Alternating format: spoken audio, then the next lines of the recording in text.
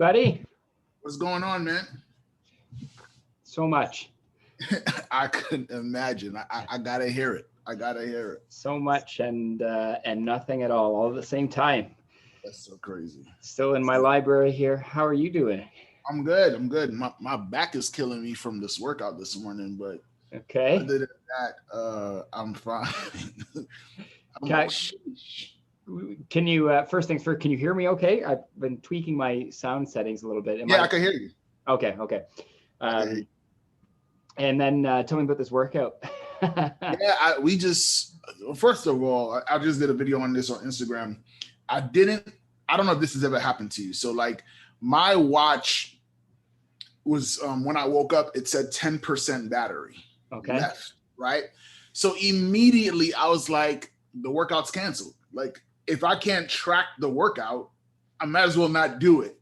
And so and then as I paused and rolled over in bed and started getting myself comfortable, I was like, when did the watch become a prerequisite to the workout? And then I was like, shucks, that's a good point. And then I had to that moment of clarity where you have to decide, is this the defining moment where you decide the watch is more important than the workout? And I was like, dang, I don't want that to be the narrative that I had. I don't want no recollection of that episode in the archives. Right. So I said, all right, let me go, forget the watch, did the workout.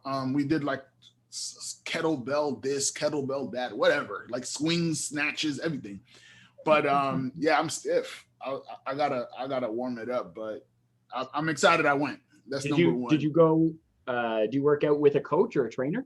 Or do you? Yeah. Oh, okay. Yeah, so it's a class. It's CrossFit, but it was like, how many people came this morning? Probably like 4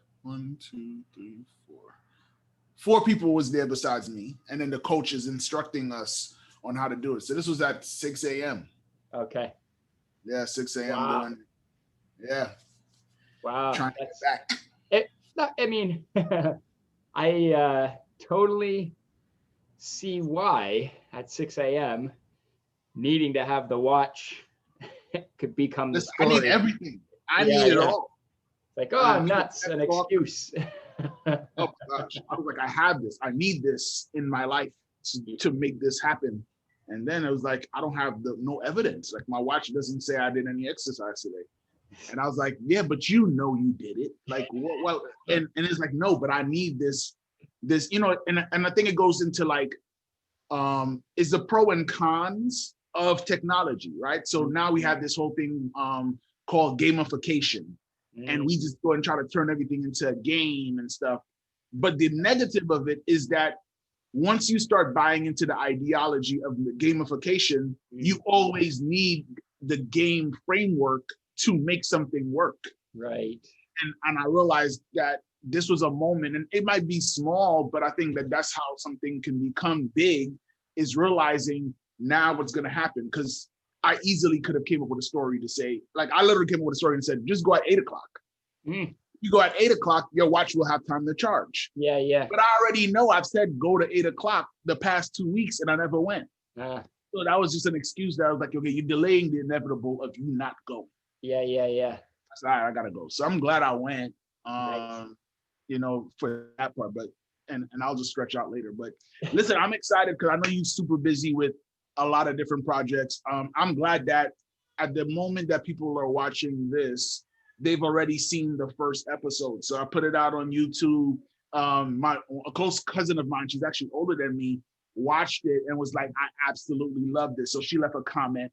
My mentor, who I admire, a very successful serial entrepreneur, coach, public speaker, he said he subscribed to it when he saw the channel, the thing come out. So I was like, yo, you subscribed to my thing?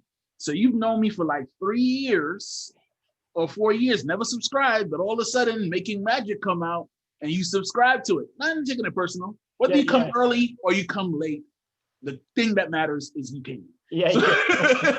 But I'm excited about it.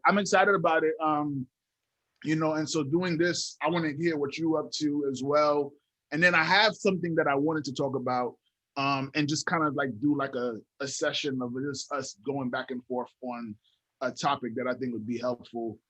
not only for the listener, but it's also helpful because me being selfish, I want to kind of hear what we come out of it when we talk about it. Yeah. I think that's what the best content, that kind of the where this sort of making magic originated, is from you and I talking about our stuff and thinking there's some, somebody else might be a fly on the wall and value this. So I think there's some piece of the authenticity is like, what are you working on? Let's talk about real, value for you and me first, and then and if anybody else picks something up, awesome. I haven't done any promotion of this yet through my channels and my social media. I shared it, but I shared it poorly. I thought I was going to get to add a little comment when I clicked share now, and then it didn't give me the chance, and so I like moved on with my day. Got you. But I fully plan to do it. I have experienced so many emotions. I know last time we chatted a bit about some of the negative, making choices about where to go, what direction to go, and some of the negative things that are, the mental health game of navigating a pandemic as a speaker who usually works with live events, as an educator, as entrepreneurs. And it's like all of the emotions that we talked about last time, the volume just got cranked on them and they were all amplified. So I crawled into a dark hole for a little while, a few days, just feeling completely at a loss. I felt like despondent almost, like, nothing is worth doing. I really felt like all my efforts are futile and it doesn't matter. And like, this is good for anybody who, I always feel a little bit of imposter syndrome when I get up on a stage and I start talking to a bunch of students or managers or whoever it is, doesn't matter, teachers, and you're offering bits of wisdom and things that have been helpful and pieces of my life that might entertain or educate. And I always feel like, but that's only the sliver. Like, nobody gets to see me in my bed going through this negative self-talk. And I know, my buddy Joel and I, we say, you speak the messages that you need to hear the most yourself. We're always kind of teaching ourselves as we try to teach others. And that's kind of what this making magic is. You and I are figuring stuff out, and there's pieces along the way. So I was in a bit of a dark space. My steady form of income is running out in December, and I have been doing a lot of free gigs, a lot of things for NSLC, these international 20-minute bits, which have been a lot of fun, but they're not producing any income yet. I haven't figured out how to monetize yet. I had this possible teaching arrangement at the university, and that requires some preparation on my part. So I've been trying to invest time to prepare for that, but I don't know if I have the job yet. It's like, am I wasting my time doing this, or should I be, doing something else? I've been writing a bunch, but writing, as you know, takes time to get the money. It takes a while to materialize that way. What other things have I been I've been applying to other teaching jobs because I am a teacher by training. And I was finding even the online ESL jobs to teach students for $10 an hour in China, I was getting no calls back, no interviews. Wow. And I'm like, who am I? What have I done in my life? I was really in a I'm like, why did I ever think about, I should have just gone to med school. I should have continued down that path until I got in, and then my life would be set, If only I had X, then the rest of my life would be golden. And I started to slip into that thinking. So I've just been kind of feel like I'm spinning in circles, putting a little bit of time into a lot of different projects. None of them were returning. And then, as fate would have it, sorry, 1 second. Cats. And then as fate would have it, this week, a bunch of opportunities have landed in my lap. Wow. So the job at McMaster University is officially mine. Nice. I'll be teaching an introduction to business course in January. Yeah, Mm-hmm. my first time teaching a university lecture course. Wow. So it's super exciting. I'm terrified and thrilled at the same time. Yep. And as excited to learn as I am to teach, for sure, and learn from students. So there's that. There's a few. The Beanstalk Project has started doing more work as consultants. So we've been in the production of online content for the past 8 months. Yeah. But have been. We were recently reached out to by an initiative here in Canada who wants to put some of their content online. And so I've got a new gig as a director and content consultant for this other organization. Yep. Which is now making us go, oh, there might be a market for this, right? Correct. Like if there's one, there's more probably. Right. Yes. And I really like this. I like the idea of this kind of work. I like the idea of, you probably know this as a writer. The hardest part of writing is the first draft. For me, I can take a first draft and make it better pretty easily, and not making it the best, but I can improve something when I have it in my hands. So being able to be a consultant and take somebody else's script and start from there, I feel like there's a lot of power and a lot of value. Very much so. Yeah. So that came along, and then I've made a bunch of proposals to a few different organizations offering leadership training, and things just started coming in. So it looks like December's going to be busy. January through April is going to be ridiculous. And the inquiries keep coming. So I'm pretty grateful. Often battle the feeling of gratitude with, I use gratitude to try and counter the feelings of guilt and undeservedness that I have sometimes, like what did I do to earn these opportunities? I don't necessarily feel like I've done anything most of the time. So I just try to be grateful. And I try to counter that voice with the other voice that says, no, you've put in years of this stuff. Like the opportunities aren't just materializing. They're the product of tens of thousands of hours buried into the work of being an educator, such that now they manifest, So I know that I feel like I didn't even say what it is that I'm doing, but that's kind of how it's been, a bit of a scramble. Doing a whole lot of things, mostly trying to make an income so that I can continue to put in the work on the stuff that doesn't need me to make money, and that I can grow a little more organically and develop. Oh, the podcast, that's the other thing. Podcast, not this one, another podcast called The Real Secrets of Magic, supposed to launch this week, launching early next week, I think. Got you. Yeah. Nice. No, that's huge. There's a lot of different projects on there. And I think I get the idea of just it's interesting you were talking about like that dark hole. I was doing research recently just on the idea of overthinking. And so I was hanging out on Psychology Today and decided to read on every article in the last year on overthinking, right? Just to see, which was at the middle of doing that, I realized I was engaging in the very thing that I was trying to read about. Oh, yeah. So I'm like, hey, I'm reading 20 articles on overthinking. And at article 10, I was like, I'm overthinking right now. The irony, man, that's great. Yeah, so then I didn't make it to 20. I stopped at 10. Okay. But there was a thing that they said in there, a term that I never really knew, which was the term of ruminating.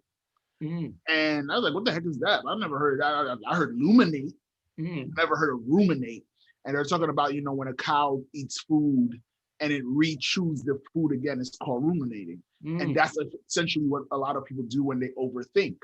And we always overthink the worst case scenarios a lot of times. So you start thinking about like what you said about, oh my gosh, I should have went to medical school. This would have never happened. My income would have been sustainable. I could have had it predictable. I wouldn't have anxiety right now. And you build this worst case scenario. And one line in the article said something about, you think that calling out of work one day is going to get you fired. You think that missing one bill is going to make you homeless. And it's like, and I'm like, when the person wrote the article, I'm like, that's exactly what I think. I think, and I just recently purchased a car, and I thought the minute I bought it, the day they delivered the car, the same day I saw the car leaving. The same day, like I couldn't get myself emotionally to a place to enjoy the reality of what is because of what I think would be that was negative. So I was like, don't get too high, because if you get too high, the minute they take the car away, you're gonna reach a new low, a too low. Oh yeah. I said, all right, I'm just gonna just, hey man, and one of the guys said, what did you go from? Like he wanted to see, you got a new car, what's the old one? And so I told them, I had a 2009 Toyota Corolla, and then I got like a BMW 2021. And he's like, that's a completely big shift. And I said, I know, but the shift took 12 years.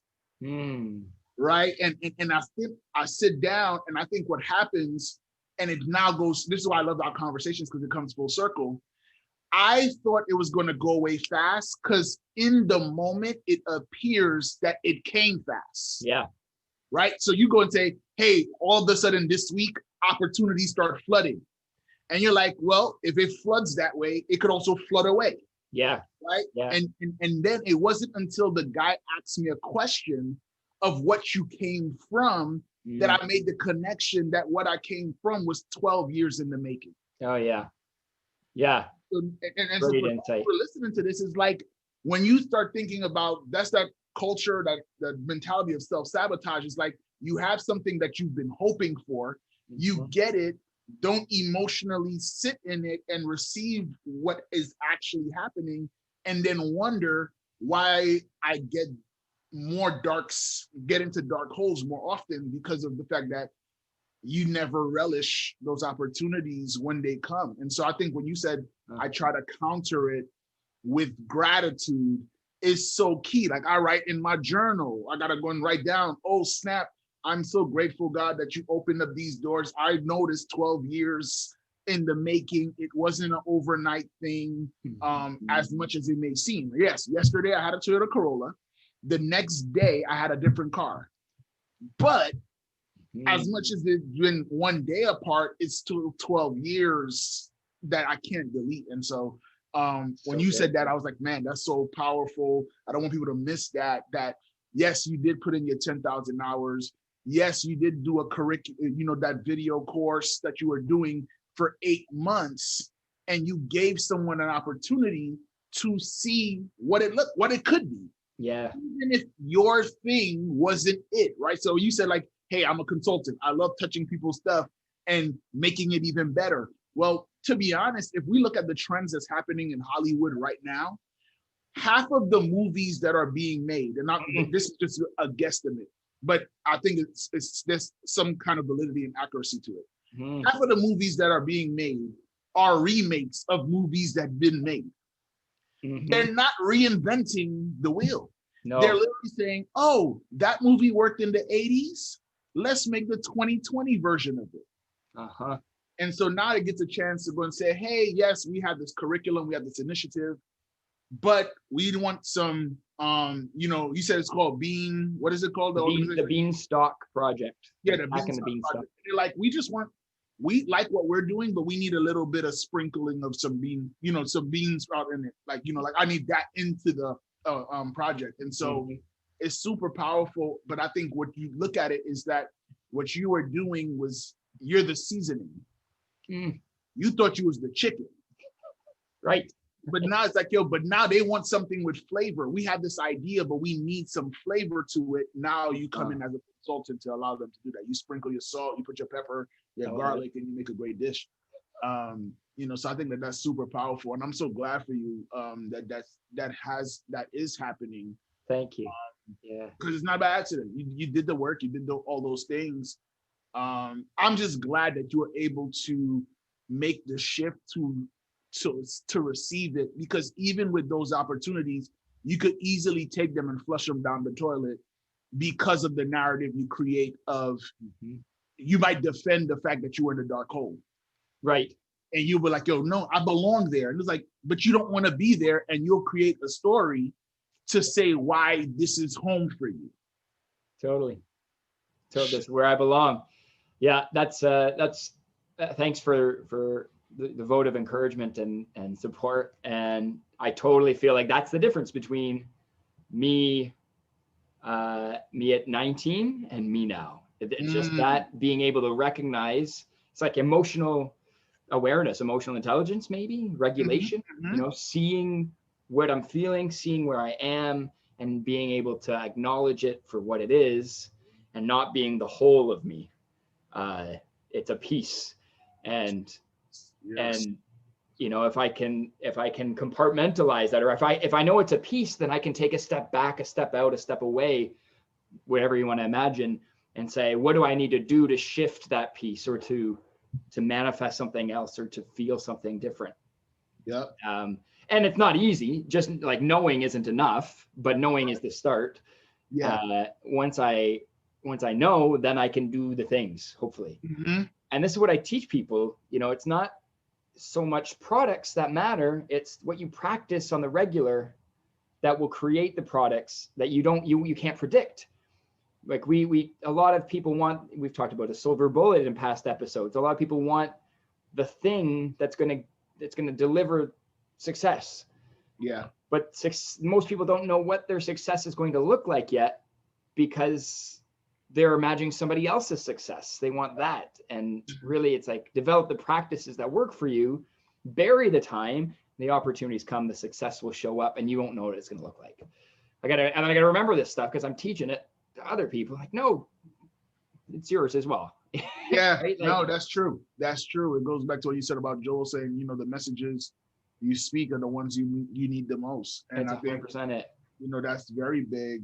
You said something that I just wrote down, is like, and it's that whole emotional intelligence, which is something that I'm going, is a project I'm working on in terms of where I'm heading in spring 2021, after having a conversation with a professor at a university. And he shared with me, Geo, in the climate that we're in now with the pandemic, one of the biggest things I see is people not being able, they're not taking it well, right? Like, the students are not doing good. No. Like, they're struggling, they're hurting, they're frustrated, and all of these things. As I'm hearing it, I'm like, there's something missing. And so he was like, mental health is so big, right? And I'm not a mental health practitioner or by any stretch of the imagination. But as I thought about it, I said, well, my desire to help people is very high. What is it? And I asked the question of, what is it that I can bring to a value to the conversation of mental health for students in the middle of a pandemic where all these things are changing, all these different things are happening. How do I manage? And so one of the things that you just said was like, you acknowledged, and I thought about it, and I said, well, we all want an alternative, right? Here's my reality. I want an alternative. Yeah. However, the alternative can never be acquired without acknowledgement. Right. Denying the emotion, denying the feeling makes you no longer, when you deny it, you have relinquished ownership. Relinquish ownership, you also relinquish the ability to work, to either find or work through the solution, because you just distance yourself from it.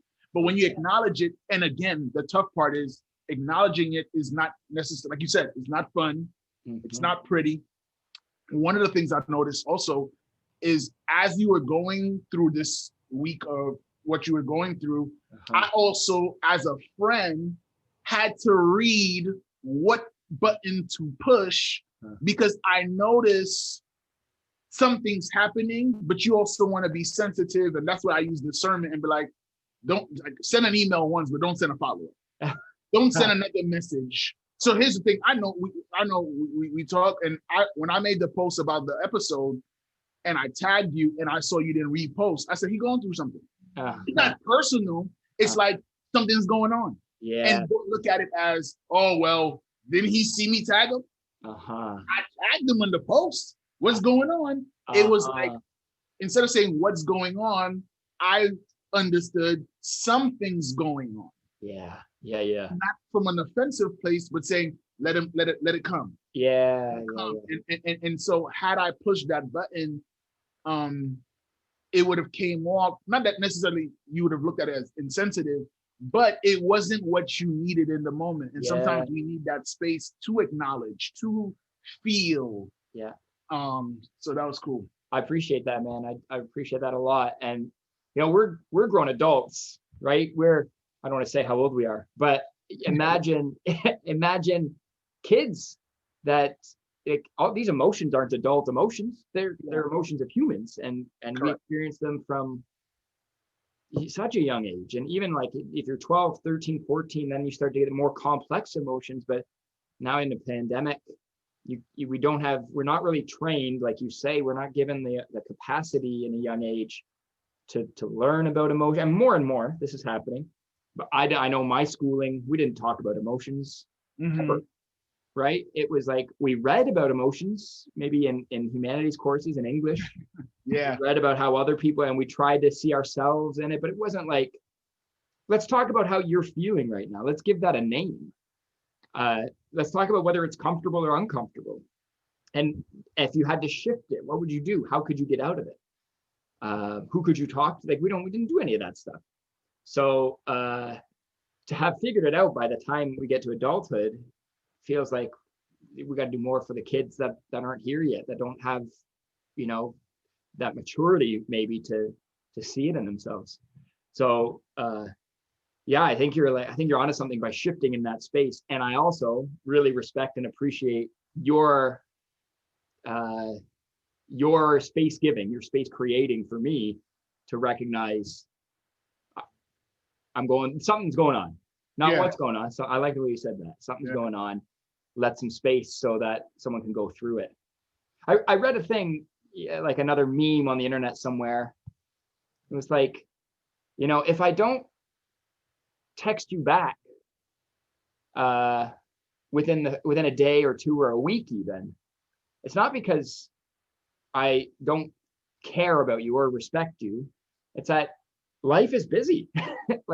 I've got a lot of things going on, and it seems so obvious, but how often do I feel that little ping, right? The little tang of, I send somebody a text, they don't get me back, or I send an email and they don't hit me back for a week or two even, or maybe ever. And I think, what have I done? Did I turn them off? Did I, of course not. It's not so personal. It's like, people are in their own spaces. So no, it's huge. I think, and as speakers, when you're trying to get engagements, get on people's radar, we could take it personal because that's our livelihood. Totally. Right. And so we're like, well, why didn't they respond? Like, does it mean I'm not good? And then we go into this cycle of overthinking. We start ruminating, and it comes back again. And I think it was interesting that you said that, because yesterday was Tiffany Haddish, the actress and comedian's birthday. Okay. I like Tiffany. Talks about, she received 479 text messages wishing her happy birthday. And she said, guys, don't get mad at me if I don't respond, because the idea of celebrating a birthday is not replying to birthday. Yeah. Right? It's like, hey, what did you do for your birthday? Responded to everyone's texts. Well, that's kind of lame way to celebrate your birthday. And so when she said that, I didn't see what was I understood what she was saying, but now as we're talking, to say, yo, it's not personal. I just want to celebrate my birthday and I'll get back to you. And if I don't get back to you, it's also not an indictment on our relationship either. Right. Yeah. It's brilliant. And this is high level stuff. I think I'd love to learn more about what your direction stuff with moving into the realm of teaching and training people in emotional intelligence or I think, and if you don't mind, I'll share it real quick, an abbreviated version of it. Yeah, whatever you can. I think the biggest thing for me as I think about this whole situation is the term self-care comes up and everyone says that. So all the educational institutions, if you look at their Instagram, they now have every single post they've seen from yoga and mindfulness on their pages. Mm-hmm. And I know the tone that I'm using may seem that I'm being sarcastic, but I'm not. I think those are relevant. What I think, though, is almost the same way when we said knowing is only part of the solution. Mm-hmm. Mindfulness tips is a part of it, but it's not the whole thing. Mm-hmm. So what I've understood, or as I work through this, is that self-care is not possible if someone is not self-aware. Right. If I don't know, because for me, self-care might mean binging on Netflix, but you just told me mindfulness is yoga for 30 minutes. And it's like, but if I know me, I may know that's not going to work for me. Yeah. So what self-care looks like is different to everyone, but what has happened is that we have been trained to adopt, but never, and we're trained to put on. We're never trained to work from inside out. Mm-hmm. And so inside out says, well, what is mindfulness to you?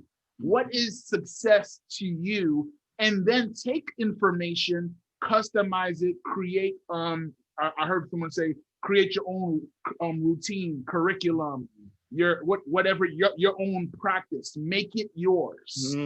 And so I think that's where I'm going with the idea of, if you want to be able to exercise and practice self-care, you need to get to know yourself. And one of the ways that I would challenge someone is if I ask you, and I asked this to a student, I was talking to him and I asked him, hey, I got a couple of questions I want to ask you. Do you mind? He said, cool. I said, what's your favorite TV show? He said, and then he gave me an answer. I said, what's your favorite food? And he thought about it for a little bit, then gave you an answer.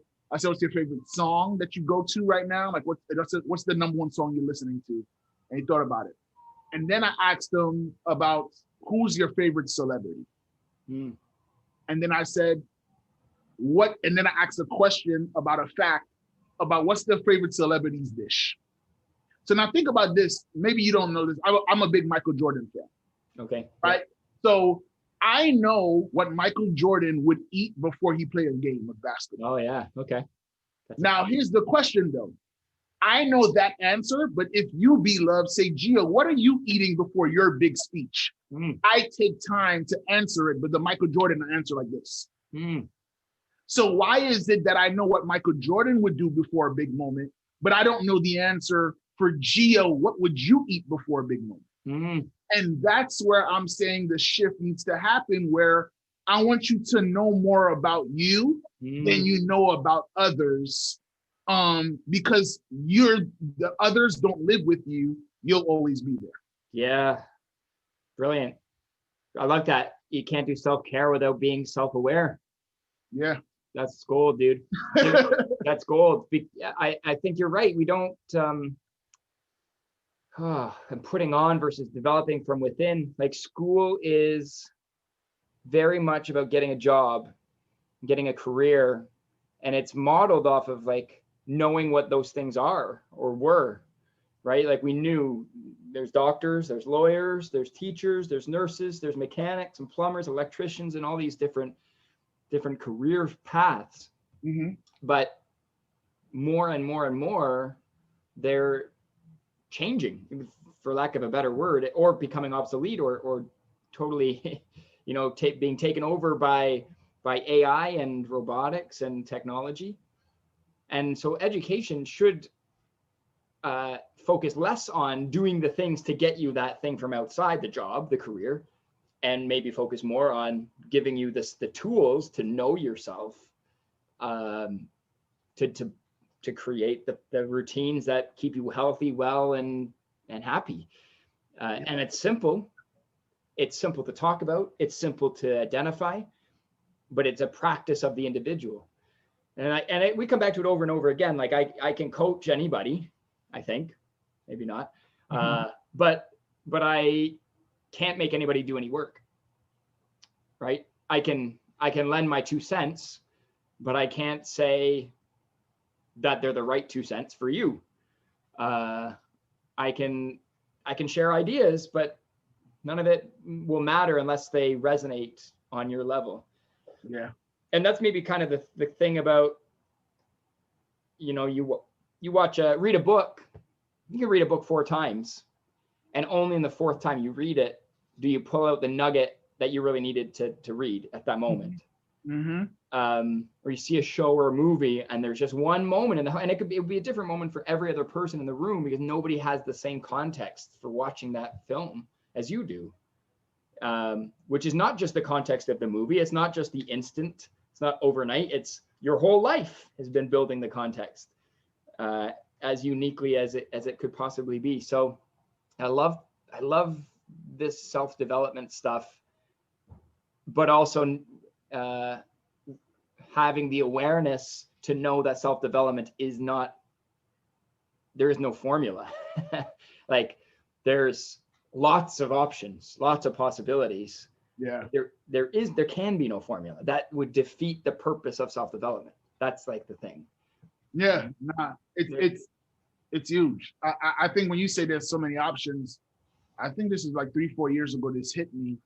I was talking to a group of disadvantaged youth, and they were saying to me, Geo, when I grow up, I just want to be rich, man. I just want to be rich. And I said to them in the moment, maybe I ran out of material. This is why I asked the question. I said, what does rich mean to you? Oh, yeah. They were like, well, rich, man, a lot of money, all these different things. And I said, do you mind if I share with you guys an experience I had with someone who had a lot of money? Huh. And he's like, sure. And I said, I went with somebody who had a lot of money. And when I went to the restaurant with him, he said, Gio, you have a lot of money when you can order only looking at the left side of the menu. Because on the right side of the menu is the price. The left side is what's the item. Yeah. And a lot of so those who are wealthy, he said, I don't decide on how much money I have to determine what do I want to eat. I choose what I want to eat, and I believe I have a lifestyle, and I've built things that will allow me to make whatever choice I want. Right. And when I looked at that, I said, oh, snap, that's what it is. And it hit me, but it didn't hit me at the moment. It hit me literally probably like almost a decade later, that the definition of rich is never about what's in my bank account. The definition of rich was having choices. Oh, yeah. He was able to choose whatever he wanted. So when he goes say you have option A or B, take it or leave it, he's like, I have A to Z. And then you wonder why his life is so, he's like, I got 26 letters to pick from and you only got 2. And then I realized that at any moment, if we increase the choices and options, I can make any moment rich right then and there without having money. That's gold. That's so good. So good. Yeah, absolutely. Absolutely. So what do these disadvantaged kids take from that idea? Like, what is richness? Richness isn't having money. Richness is having choices. And if you can find a way to create choices for yourself, you're already richer than you thought. Yeah. I think what they took from it was they thought that they started exploring what are the choices. I only had one. So now even going deeper, your definition of rich was having a stack of money. That was the only choice of what rich was. Now, instead of it being so finite, now it's a question. And so now that it's a question, your brain will go and start looking for the other choices. Totally. But so now I'm telling them, do you know that the thing that you were wishing for, because it's one, it's still limited, even though you think it's big. Mm-hmm. And I don't want, and my goal, whenever I talk to anybody, is I don't want you to live a limited life. Mm-hmm. I want you to have, we talked about this every episode, the word possibilities comes up. Mm-hmm. I just want to stretch it. So I want to stretch your mind, because I understand the quote that says, if you stretch someone's mind, it never returns back to its original state. Totally. So if I could increase your capacity or square footage, you can put more stuff in. Mm-hmm. But if you think that you only are a 400 square foot studio, mm-hmm. you're not going to put a king size bed in that space. Right. I want to expand that and make you think that, well, I want the world's largest bed. I want you to think about it from a bigger perspective. So don't think about it as well, hey, you're in Canada, I'm in the United States, so everything is North America. Right. We've had the privilege in the midst of the pandemic to have our messages shared beyond North American borders. Mm-hmm. With the ability of doing Zooms and all these different things, even though we couldn't travel. And matter of fact, one of the people that I did a presentation for at the Costa Rica. Oh yeah. I followed up with them, and she was like, I said, hey, I want to do more work with you. Like, we have to do more work. And she said, we would love that. Now, obviously, we'll talk. I got to talk numbers and budgets and all that stuff. Yeah, yeah. That's got to be introduced to the conversation. I think everybody's like, hey, I would love to, until you say, and then the big S with the lines that come down. Like, what about that? Like, let's talk about that too. But she was like, we would love to have you. And then she said, you do know that you could write, it's tax deductible to come to Costa Rica or something. Huh. Right? Like, and I looked at it, I'm like, oh. So, and then she said she wants me to come. The students love you. However, what we didn't think would happen is the faculty wanted you. Mm. So we would love for you to come and talk to them too. Mm. So now I'm like, okay, perfect. So now I can do two things. But then now I go and say, here's the thing about the unlimited choices. I go, what else can I do with this? Mm-hmm. So now I go and say, well, this is for the spring. My wife and I have been thinking about, if we were to go away somewhere, where would we go? And now I'm like, well, couldn't I turn a business trip into a vacation, mm-hmm. and now go to Costa Rica, serve the students in that school, and on the tail end of that work, now have a vacation in an amazing country and experience it for the first time with my wife. And so now I'm like, I think that's the power of, there's a quote, it's a thing in improv where they say the most powerful word is and. Yes, and. Yes, and. Yes. Yes, and. That's right. You read that book? No, I haven't read it, but it's a book called Yes, and. Okay. And it's all about this company called, I think it's called Second City. Yeah. It's in Chicago, it's in Illinois. I don't know if you ever heard of it. Yeah, yeah. Tina Fey came out of there. What's that guy in The Office? What's his name? Steve Carell. Yes, I think he came out of there as well. Yeah. Several great comedians have come out of Second City, and now Second City, which is crazy because the same way you were talking about your project, Beanstalk project, now you're transitioning into like consulting work.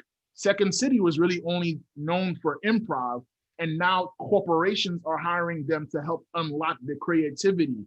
Mm-hmm. And now they're making more money consulting than improv. Totally. Because they're bringing that into a different space. That's fantastic. I'm a huge improv fan. I'll stop there. I was going to say nerd, but I'm not really. I've taken a few classes and like done a few sessions of improv, and the spirit of brain sprouting is like an improv session. You know, when we're coming up with ideas and throwing stuff around, it's like you never say no, so that you get the most possibility. And it's in Chicago. Chicago's got a great improv scene, just on like a tangent. But whenever I come to Chicago, I try to go see this play called Improv Shakespeare, Improv Shakespeare Theater. My friend took me years ago. Basically, 5 actors on stage dressed in like old English attire. They come out, introduce themselves, and they ask the audience for a title for their play. And the audience will shout out, you know, Hortensio and the Dragon, or something like this. And I go, okay, here we go. A play in 5 acts. Action. And they literally manifest with probably 20 different characters. These 5 actors play 20 characters. They enter and exit the scenes, and they're just making it up on the fly. There are things they know they want to get to. We want to do a song in the first act to get people, you know, laughing, or we want to do this or that. But I've never seen more. I've never been in laughed so hard, but also been in awe of what's created. And at the end, we asked the guy at the end, he's like, it's practice being in the moment. And it all starts from the golden rule of improv, saying yes, and then adding to it. It's such a simple piece of advice, but again, it's not enough to know it. Yeah, do it. I think that's big. Anyway, tangent about improv. I love that. No, I think, but it's also the reason why I think, and it's something that I got to think about how to bring it into other places, because I think it ties into the imposter syndrome as well. Because the imposter syndrome says, I have to know everything, and they don't know where it's going, and they still take it somewhere. Yep. And so it's like, okay, well, trust in the moment and be present enough to receive what's happening and take that energy and make it something else, which is, again, it goes back to that whole golden rule, which is so key. But there's one thing I wanted to talk about before, and maybe you could kind of use this as the last track. Definitely. Is this idea, I know we've talked about several P's over time of this all the conversations we've had. We talked about, I know I talked about, I want to assassinate perfection, right? So I got the perfection. I know you've talked about practice and how important that is. And I know we talk about creativity. And one of the things I wanted to talk about and see your thoughts and have a dialogue about it is, where does planning fall into the mix of creativity? Because I think sometimes, and I've been guilty of this myself, I'm guilty of it right now, I sometimes think that winging it is creativity. And when I don't, it's not. Yeah. And so when I think about okay, well, planning is that was going to happen. That's not creative. Yeah. Right. And so what is your thoughts of planning? How does that come up when it comes to creativity at all? I just want to kind of just let you talk on it. Sure. Yeah, that's a good question. So creativity, as defined by Ken Robinson, who's he just passed away this year, actually, but he was the guru on creativity. He passed away? He did, yeah, back in maybe August or July. Yeah, Sir Ken Robinson. Viewers or listeners, if you have never seen Sir Ken Robinson's TED Talk, How Schools Kill Creativity, you need to go right now to do that. Don't finish watching. Don't even watch the rest of this episode. Go. So he says creativity is the process of coming up with original ideas that have value, right? So there's something about the generative nature of creativity, and that's just a limited view. But I relate to what you're saying is, if it's not spontaneous, if it doesn't feel like you're doing it right now, then it maybe doesn't feel creative. And I think, and creativity is enlivening, it's energizing when you are coming up with stuff on the fly. So, and versus the opposite, having a script. So as a speaker, we can talk about this. When I do presentations that I've memorized, word for word, they're not as good as presentations where I have points or check marks or places I need to get to, and I sort of dance my way to them. Yeah. Right? There's a difference in that, and that feels more energizing, and the audience notices the difference. So the planning piece, I would say, and this is part of maybe practice as well, is scheduling or planning the areas where there will be spontaneity. Like I plan, and we could do this, you know, you go on a date with maybe with your wife, or if I went on a date with my partner, and we're like, we're going to mark it on the calendar. Next Thursday night between 6 and 10 p.m., we are going to plan to do something spontaneous. Like we're going to carve out the time in advance, and then we don't know what it's going to look like when we get there. And that can be helpful. I think if we don't plan to include it, I think the reason people don't practice creativity is because they don't build it into their day. Like they don't have a practice of coming up with ideas, or they do and they don't even realize that they're doing it, right? They haven't made the space feel like this is creative time, and so they don't get to experience the waves of energy that come with being able to have that practice.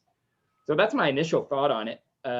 You know, carving time, and in a presentation, I know my checkpoints, and I plan to dance. I plan to have the freedom to ask questions, to play with what the audience gives me, to do that, knowing that at any moment I can drop it if it doesn't work and get to that next place I need to be, and then go from there.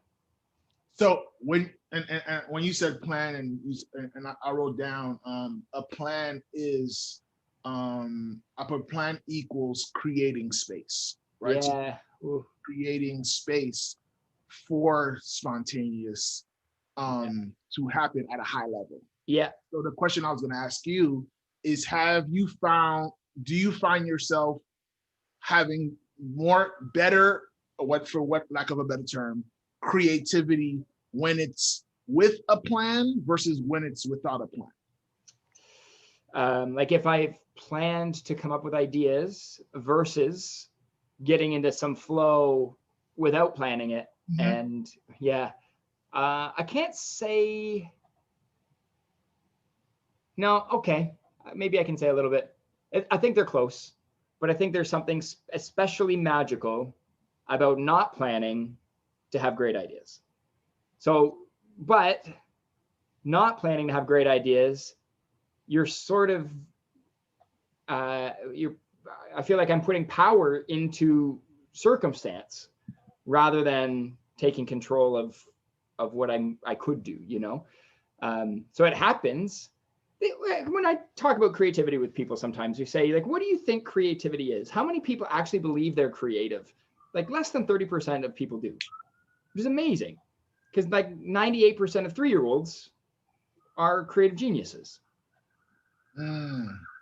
You know, like, and so somewhere along the line, we lose our ability to, because we doubt ourselves. We've learned that our ideas aren't as good as other people's. We start comparing, and school teaches us to do that. And then I said, like, what is creativity to you? Like, it's coming up with that genius light bulb idea. It's the eureka moment. It's the, you know, that lightning bolt. You're out for a while. Oh, I got it. I figured it out. And you run and dance, and suddenly your life has changed. Yeah. Like, maybe that's it. Maybe. But you could wait. You can sit around and wait for ideas to happen. And when they do, they're magical. And everybody's had a moment where they're just sitting there, or they're in the bathroom. You know, a toilet idea happens a lot, right? You're in the shower and like, aha, it just hits you. But you can also facilitate the process by planning just to come up with ideas. You know, if you're like, and the more, and this is our main kind of principle in generation and ideation, is come up with lots of ideas before you determine if they're good or bad. Before you even start to think about the quality, aim for the quantity, because you increase the chances that one of the ones you've got is going to be one of those lightning bolts. It's going to be a major winner. So that's huge. That's so big. I'm glad we talked about this, because I feel like the question in the beginning of it, it's like, well, it's 50-50. Is it right? It's like whether it's I planned for the spontaneous moments, or the spontaneous moments just happen on their own, you know, in terms of whether those are big ideas. Yes, it could be broken, and you can defend one side and you could defend the other one equally, in a sense. The shift, though, and this is probably where I've received some bottleneck, and why I have been tired, and why lack of planning plays a role in it, is that the lack of planning for those moments prevents you from scaling those moments. Yeah. The plan equals scale. Oh, so yeah. if I plan to go and say, well, every now and then I get an idea in the shower and I make a plan to shower more, I am naturally immediately increasing the odds of those moments happening. Yeah. So crazy like how it works, but that probably is the power of planning. Yeah. The power of planning is the fact that the magic can happen again more often than not. Amen. That's exactly right. That's exactly right. It's like, at least in my experience, I hate saying that's exactly right because I don't like to espouse that I know, but, and those spontaneous moments, if I might add, so like if I plan 5 minutes in my day, let's say at the middle of the day when I'm starting to hit that lower energy, or maybe I've just eaten lunch and I'm like, I could have a nap right now, that kind of space. If I say, no, I'm going to grab a pen and paper. This is my 5 minutes. I'm going to come up with alternative uses for a lampshade. And there's no reason for it. I'm just going to do it to practice coming up with ideas, to access that creativity frame of mind. If I do that regularly enough, then I will have more of the spontaneous shower ideas that I didn't plan for, because my brain, that muscle is activated. Like it's working all the time in the background now. It's not sleeping and waiting for, waiting so passively. It's constantly making connections. And so more great ideas are born. And that's why we call brain sprouting, it's how to have better ideas more often. Right? Develop a practice of coming up with ideas on a regular basis. And we plead with people. It's so funny because I think this is what all people in self-help do, all coaches, anybody who's ever had success. They no, what you need to do isn't what you think. You don't need to have all the answers right now. You don't need to know students. You don't need to know what you want to do with the rest of your life. What you need to do is sit down with a pen and paper and come up with a bunch of ideas that you're going to throw it out in the trash in 4 minutes from now.